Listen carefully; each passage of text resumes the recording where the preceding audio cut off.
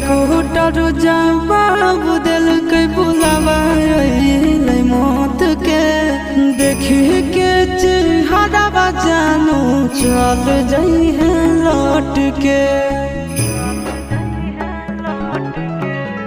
Doctor जवाब दिल के बुलावा मौत के देखी के चेहरा जानू चल जाई है लौट के।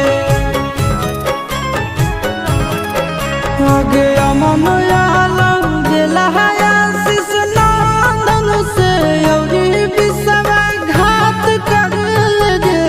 आगे सोना यारा हो भरती पटनावा में आके मुलाकात कर लेगे। आगे सोना यारा हो भरती